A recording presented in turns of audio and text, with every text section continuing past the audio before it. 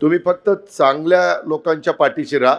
मी आपल्या जिल्ह्याचा नावलौकिक वाढवण्याच्या करता जेवढं काही मला कष्ट घेता येईल तेवढे मी कष्ट घेईल.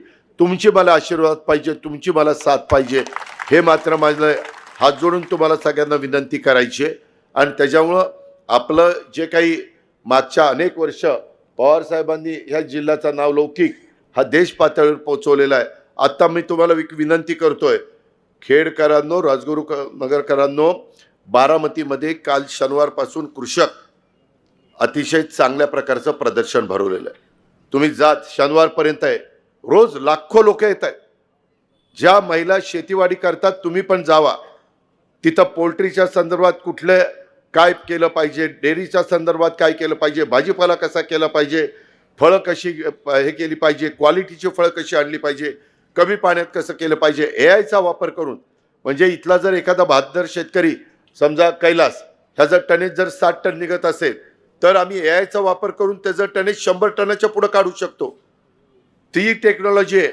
मी माझ्याही शेतामध्ये आज 63 एकर ऊसाची लागवड तशी केलेली आहे, 7 एकर केळीची लागवड तशी केलेली आहे.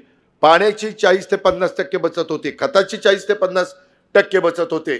ते केल्याशिवाय तुम्हाला माझ्या प्रपंचाला हातभार लावता येणार नाही.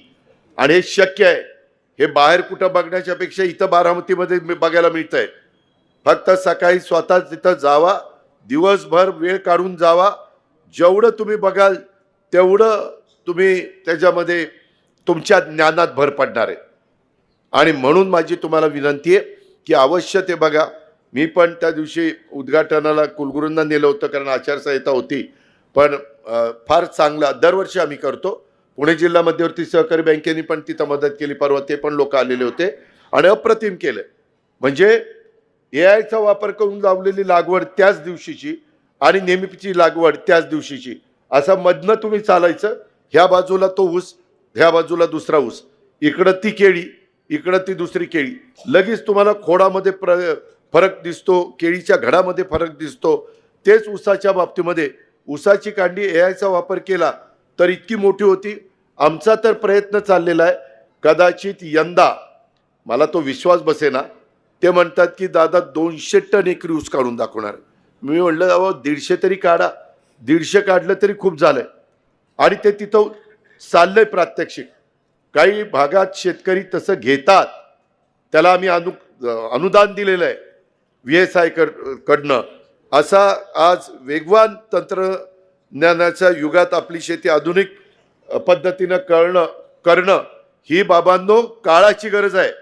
ज्यांची जमीन आता एमआयडीसीत गेली ते सोडून द्या, पण त्याचे पैसे दिलेत ते पैसे निवडणुकीला खर्च करू नका. काहींना जमिनीचे पैसे आलेत, केले बायकोला उभं, हा लढतो. अरे पण वाटोळे पैसे संपल्यावर काय करणार? 2 हाताला चुना लावून ठोठ करत बरं काही उपयोग नाही रे. राजकारण लय वंगाळ आहे. आता काय सांगायचं, पण आता काय, तुम्ही धंदा पाणी करा, मस्तपैकी राहा, मुलाबाळांना चांगलं शिकवा, निर्व्यसनी राहा. मी पुन्हा पुन्हा सांगतोय, साधू संतांनी ते आपल्याला सांगितलंय. हे सगळं एआयचा वापर उत्पादकता वाढवण्याच्यासाठी आणि बाजारपेठेत जगाच्या त्या स्पर्धेत टिकून राहण्यासाठी आपण वैज्ञानिक दृष्टिकोन हा स्वीकारला पाहिजे. याच पार्श्वभूमीवर राज्य सरकारने पण कृत्रिम बुद्धिमत्ता त्याला म्हणतात इंग्लिशमध्ये आर्टिफिशियल इंटेलिजन्स, अत्याधुनिक तंत्रज्ञानाच्या मदतीने शेती सुधारण्यासाठी भरीव पावलं उचलली जातात. ड्रोन रिमोटवर जातो, फवारा करतो.